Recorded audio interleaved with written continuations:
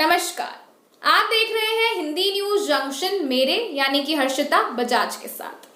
Unlock 0.1 को हुए 9 दिन बीत गए हैं, लेकिन कोरोना वायरस के केस बढ़ते ही जा रहे हैं। आखिर थम नहीं रहा है ये सृष्टि चक्र। अनलॉक होने के बाद सरकार ने तो गरीबों को खाना खिलाना बिल्कुल बंद कर दिया है, परंतु अभी भी हालात नहीं सुधरे हैं, जिसकी वजह से लोग काफी आर्थिक समस्या से गुजर रहे हैं।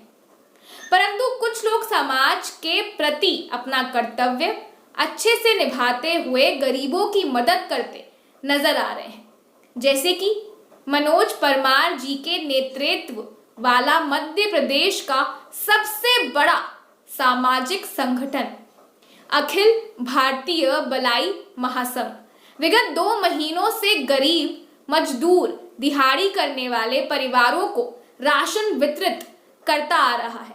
और इतना ही नहीं, अनलॉक 0.1 होने के 9 दिन बाद भी आज ही सुबह 500 परिवार राशन लेने आए, जिन्हें अनाज वितरण किया गया। तो आइए बात करते हैं मनोज परमार जी से और जानते हैं उनके इस प्रयास के बारे में। तो भाई, आप इतने जो 3 महीनों से जो लोगों की सेवा कर रहे हैं, सुबह उठ के क्या उद्देश्य, क्या आपको लगा कि लोगों की सेवा करना चाहिए? उद्देश्य केवल परमार्थ करना है, मानव सेवा करना है, क्योंकि हमने शास्त्रों में पढ़ा है नर सेवा ही नारायण सेवा होती है, मानव सेवा ही माधव सेवा होती है। मैं इन्हीं ज़रूरतमंद लोगों में ईश्वर को देखता हूँ, इन्हीं गरीब लोगों में राम और कृष्ण के दर्शन करता हूँ। मुझे ऐसा लगता है कि इनके पेट भरने से, इनकी ज़रूरत पूरे करने से ईश्वर की सर्वश्रेष्ठ पूजा होगी और इससे इस कार्य से ईश्वर प्रसन्न होगा। यही धारणा और यही इच्छा और इसी लक्ष्य के साथ मैं इन ज़रूरतमंदों की सेवा करता हूँ। इतने दिनों में आप जो है रोज़ कितना आटा या जो राशन देता कितना लाते हैं, क्या व्यवस्था रहती है? हम लगभग जो है पिछले 3 महीने से 27 मार्च 2020 से लगातार अनवरत सेवा कर रहे हैं, जिसमें आलू प्याज और आटे की सेवा होती है, तेल भी देते हैं, दाल चावल भी देते हैं। और प्रतिदिन हमारे यहाँ पर 1200 से 1500 ज़रूरतमंद लोग, दिहाड़ी मजदूर परिवार यहाँ पर उपस्थित होता है, जैसा कि आप सभी ने आपने स्वयं ने देखा है। और यह जो ज़रूरतमंद लोग हैं सुबह 4 बजे के पूर्व यहाँ पर आकर सोशल डिस्टेंस में सामाजिक दूरी बनाकर अनुशासन का पालन करते हुए बैठते हैं।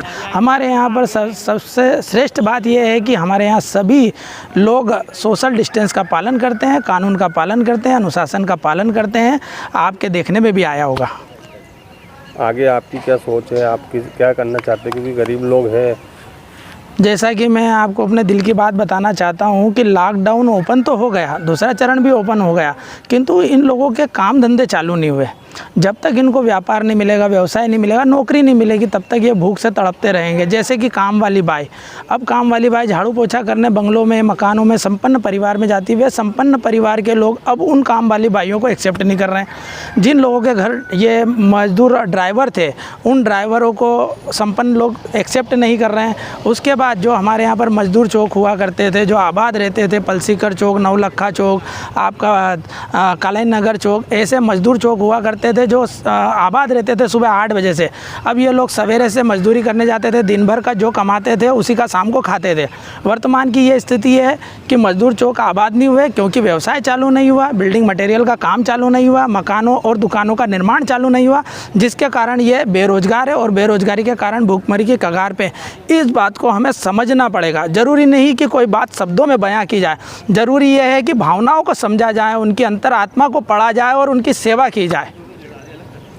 अखिल भारतीय बलाई महासंघ का बस अब यही मानना है कि शांति को राही व्यग्र है, तुम भी चलते जाओ, अपना कर्तव्य निभाओ। संदीप बिड़वाल की रिपोर्ट, हिंदी न्यूज जंक्शन। इस वीडियो में बस इतना ही। हम मिलेंगे अगली वीडियो के साथ। तब तक के लिए आप हमारे चैनल को सब्सक्राइब करें और साथ ही साथ लगातार खबरों के लिए जुड़े रहिए हिंदी न्यूज जंक्शन से। धन्यवाद।